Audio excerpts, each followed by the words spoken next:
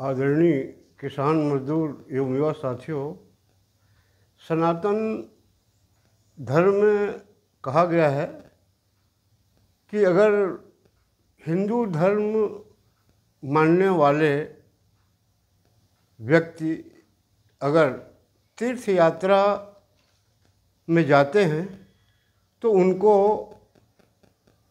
सबसे पहले किसी के साथ बेईमानी किया हो, अन्याय किया हो या किसी का कर्ज चाह रहे हों, उसको अदा करके उससे माफ़ी मांगना चाहिए। उसके बाद तीर्थ यात्रा में जाना चाहिए। ऐसा हमारे संत महात्मा और बड़े बुजुर्ग कहते हैं। बात मैं इसलिए कह रहा हूँ कि अभी हमारे छत्तीसगढ़ के सीधे सरल मुख्यमंत्री आदरणीय विष्णुदेव साय जी के नेतृत्व में हमारा छत्तीसगढ़ का पूरा मंत्रिमंडल और संगठन के कुछ पदाधिकारी राम भगवान के दर्शन के लिए अयोध्या गए हुए थे पिछले सप्ताह। आप लोगों ने देखा होगा सोशल मीडिया में कि राम का भजन गाते हुए हमारे नेता वहाँ गए। मैं इन पर कोई आरोप नहीं लगा रहा हूँ, मगर जो तीर्थ यात्रा जाते हैं, चाहे कोई भी व्यक्ति हो, अगर सनातन धर्म को मानते हैं तो ऐसा करके जाना चाहिए। और वहाँ जिस भगवान के दर्शन के लिए हम जाते हैं वहाँ जा कर के क्षमा याचना हमको करना चाहिए कि अगर हमने किसी के साथ कुछ किया है तो हमको माफ़ करिए। यहाँ से जाने के बाद हम कोई ऐसा अन्याय, अत्याचार, भ्रष्टाचार नहीं करेंगे जिसके कारण किसी भी प्राणी को तकलीफ हो। अब हमारे छत्तीसगढ़ के हमारे साक्षात देवता, हमारे जो मंत्री हैं वही लोग हैं।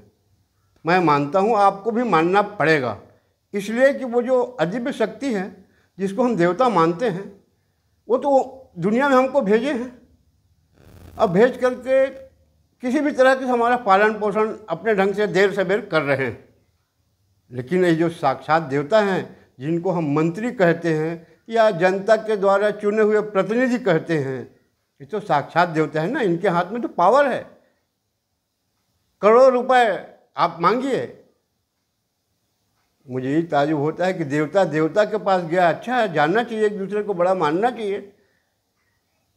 इस पर मुझे कुछ नहीं कहना है, मगर मैं अपने सीधे सरल मृदुभाषी प्रदेश के मुख्यमंत्री जी को ये बताना चाहूँगा कि हमने वो देखा वायुयान में कि कुछ ऐसे मंत्री भी थे, शायद आपको जानकारी है या नहीं मैं तो नहीं कह सकता, मैं तो जांच कराने की ही मांग करूँगा आपसे। वो मंत्री थे जिन्होंने अधिकारियों के माध्यम से, जिला प्रशासन के माध्यम से जनता के ऊपर कुछ न कुछ अन्याय करा चुके हैं।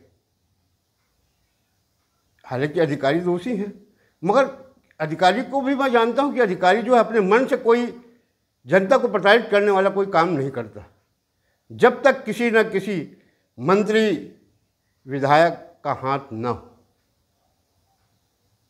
तो मैं बताना चाह रहा था साय जी आपको कि आप जनवरी माह में याद होगा आपको, मुंगेली ज़िले की बात कर रहा हूँ मैं मुंगेली से ही जानकारी दे रहा हूँ कि मुंगेली ज़िले में धान खरीदी के मामले में जिला प्रशासन के द्वारा पहले 17 कुंटल खरीदने की बात कही गई समिति के प्रबंधकों को। जब उन्होंने उनकी बात नहीं मानी कि सरकार का आदेश 21 कुंटल है, आप लिखित में दीजिए, इसमें बात जब बिगड़ा तो जिला प्रशासन के द्वारा पटवारी और ग्राम सेवकों को हमारे किसानों के घर में, मुंगेली जिले के ना, हमारी धान जांच कराने के लिए भेजा गया कि इनके पास धान है कि नहीं। फोटो खिंचवाया गया। ये अन्याय अत्याचार हमारे साथ किया गया। ऐसे मंत्री जिनको जानकारी थी या जिनके संरक्षण में हुआ वो भी अयोध्या गए थे मैं तो आज 6 महीने से 7 महीना हो रहा है आपका, मैं जांच की मांग कर रहा हूं महोदय, जांच तो करवाइए। मैं जानता हूं कि मेरे जिला प्रशासन के अधिकारी ऐसा नहीं कर सकते। किसके आदेश से हमको सताया गया? क्या ये बताया गया कि मुझको मुख्यमंत्री नहीं बनाया गया इसलिए मैं इनको प्रताड़ित करूंगा? तो भाई उसको आपके पार्टी के नेता आने ना, हम क्या करें? किसानों को क्यों सता रहे हो आप? दूसरी बात मैंने आपको बताया था शायद जी, और वैसे बेमेतरा जिला के इस समय अधिकारी बहुत रिकॉर्ड तोड़ काम कर रहे हैं। आपके नॉलेज में है कि नहीं विष्णु जी? आप पता करवा लीजिए। अगर मैं गलत बोल रहा हूं तो मेरे खिलाफ कार्रवाई भी करवाइए आप। बेमेतरा में तो जो जिले के अधिकारी अत्याचार कर रहे हैं कि उसके द्वारा किसी के द्वारा कराया जा रहा है, इसकी जांच होनी चाहिए। वहाँ तो आरएसएस के, भाजपा के, पंचायत के सरपंच, आंगनवाड़ी के महिला कार्यकर्ता बहुत परेशान हैं। ये अधिकारी क्यों ऐसा कर रहे हैं? आप आज ही मैं समाचार पत्रों में पढ़ा कि आपने प्रदेश स्तर में जो कांग्रेस शासन में कमीशन खोरी हो रही थी उसको आपने बंद करा दिया। बहुत अच्छी बात है, आप अपने तरफ से बहुत अच्छा प्रयास कर रहे हैं, इसका मैं स्वयं सराहना कर रहा हूँ। मगर आस्तीन के सांपों का भी जांच करवाइए आप, कि जो आपके आस्तीन के में कितने सांप लोगों को डसना शुरू कर दिए।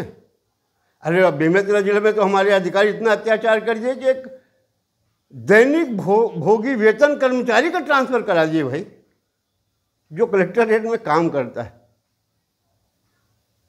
सर डस्टबिन खरीदा गया है 1 करोड़ का लगभग, बगैर शासन के नियम के विरुद्ध खरीदा गया है। अब पंचायतों के ऊपर दबाव डाला जा रहा है। लगभग 30 से 35 पंचायत हैं साहब जी जहाँ के लिए डस्टबिन घटिया किस्म का खरीदा गया है और सरपंचों पर दबाव डाला जा रहा है, इसका आप पेमेंट करिए। और नहीं तो धारा 40 की नोटिस दी जा रही है कि शासन के आदेश का उल्लंघन कर रहे हो आप। विष्णु जी साजिश पर रहम कर दीजिए। देखिए ये अयोध्या जाना और राम भक्ति बताना, राम राज्य की कल्पना हमने किया है कि आप सीधे सरल हैं। निश्चित रूप से जनता को ऐसा कोई नाजायज तकलीफ मत हो। अब बताइए, अधिकारी सामान खरीद दिए हैं और सरपंचों के ऊपर दबाव डाल रहे हैं कि तुम पैसा दो। कई सरपंच डर के मारे दे दिए हैं। उस डस्टबिन की जांच तो कराइए, कितना कमीशन खोरी किसने किया और किसके कहने पे किया। वैसे वहाँ के बारे में आपके पास मैं सोचता हूँ कि जनवरी महीने से शिकायत पहुँचना शुरू हो गया है, किसको कौन कैसा प्रताड़ित कर रहा है, और अभी और आगे पहुँचेगा। तो ऐसा सरपंचों पर न गलत करने का आरोप न लगाएं। कर्मचारियों को भी सताया जा रहा है कि जो कर्मचारी बड़े अधिकारी का कहना नहीं मान रहा है उनका ट्रांसफ़र भी किया जा रहा है।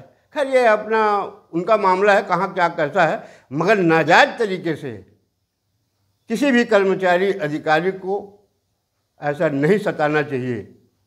आज मैं सोचता हूँ छत्तीसगढ़ में अगर आप प्रतियोगिता कराएंगे ना तो बेमेतरा जिला के अधिकारी प्रथम आ जाएंगे, और किसके कहने पे करा रहे हैं इसकी अगर जांच करा दिए तो हो सकता है कि वहाँ के मंत्री विधायक भी प्रथम आ जाएं। अब आप के नॉलेज में मैंने ला दिया, क्योंकि मैं मुंगेली जिले का रहने वाला हूँ। बेमेतरा मेरा नज़दीक पड़ता है, इधर बिलासपुर जिला में नज़दीक पड़ता है। तो मेरा आज निवेदन है कि आप राम भगवान के दर्शन के लिए यहाँ से दूरी कम कर रहे हैं, सड़क बनवाने की बात कर रहे हैं, मगर इन मंत्रियों को, अपने विधायक साथियों को ये सलाह तो दीजिए कि ऐसा कोई काम न करें जिससे राम का नाम बदनाम न हो, या तो राम का नाम लेना ही बंद कर दें। आप विधानसभा में जीत गए, आपकी सत्ता आ गई, लोकसभा में आप आ गए, अब काहे का परवाह, 5 साल बाद जो होगा तो होगा, ऐसा सोच के ये लोग चल रहे हैं साहब जी। और आप जैसे सीधे सरल व्यक्ति को ये बदनाम करने के लिए प्रयास कर रहे हैं। अगर आप समय पे ध्यान नहीं दिए तो अगला चुनाव अगर यही रवैया रहा आपके मंत्री विधायक और कर्मचारियों का तो बहुत तकलीफ जाएगा। आप चाहे कितना भी आप बोलिए मैं मोदी की सभी गारंटी पूरा कर दिए और ये कर दिया, मोदी की एक गारंटी के कारण, मोदी का एक ही गारंटी है, भ्रष्टाचार विहीन भारत। इस पर थोड़ा सा फोकस करिए। अभी मैं देखा समाचार पत्रों में कि भाजपा के कार्यकर्ता भी कह रहे हैं कि कर्मचारी अधिकारी हमारी बात नहीं सुन रहे, हमारी समस्या नहीं सुन रहे। खैर, उसको आप अपने स्तर से निपटाएंगे, आपके विधायक निपटाएंगे, मगर समस्या उन पर, उनके सामने भी है। इसीलिए मैंने आपसे निवेदन किया था कि विधायकों का कम से कम एक पंचायत तो गांव-गांव में लगवा दीजिए जन समस्याओं को निपटाने के लिए। रामराज लाना है ना। आप बोलते हैं ना कि हमने बनाया है, हम संवारेंगे। कैसे संवारेंगे? ये इस ढंग से आपके मंत्री विधायक अलग अलग ढंग से संवारने में लगे हैं। और ख़ासकर आप कमीशन खोरी के बारे में आपने जो कहा है कि मैंने बंद कर दिया है, अपने कोशिश कर रहे हैं, तो ये बात मैं आपके सामने ला रहा हूँ। बेमेतरा जिला के अधिकारियों को बुला के पूछ लीजिए, आप जांच करवा लीजिए, आपके इंटेलिजेंस को भेज करके आपको घटना सत्य मिलेगा ही। तो मैं चाहता हूँ कि मोदी जी की एक गारंटी है, उसके लिए अगर प्रदेश के भाजपा के हमारे विधायक, मंत्री, सांसद, कार्यकर्ता, अधिकारी भ्रष्टाचार विहीन छत्तीसगढ़ के लिए अगर प्रयास करते तो यहाँ की जनता धन्य होती। और विष्णुदेव साय जी, आपके नेतृत्व में अगले चुनाव में फिर सरकार बनेगी। और ये तो छत्तीसगढ़ है। वैसे साय जी, आप जानते हैं 36 मतलब 3-6 एक दूसरे के पीछे, 3 का मुंह उधर तो 6 का मुंह उधर। देखिए आपने कांग्रेस शासन 15 साल के शासन को थोड़ा याद कर लो, आपकी सत्ता क्यों गई थी। उस समय भी अंतिम शासन काल में अन्याय, अत्याचार, भ्रष्टाचार इतना अधिक हुआ जिसके कारण से आपका सत्ता गया था। जाने वाले ने हम छत्तीसगढ़ियों के ऊपर आरोप लगाया कि ये 2500 धान ऋण मुक्ति में हमको वोट दे दिए।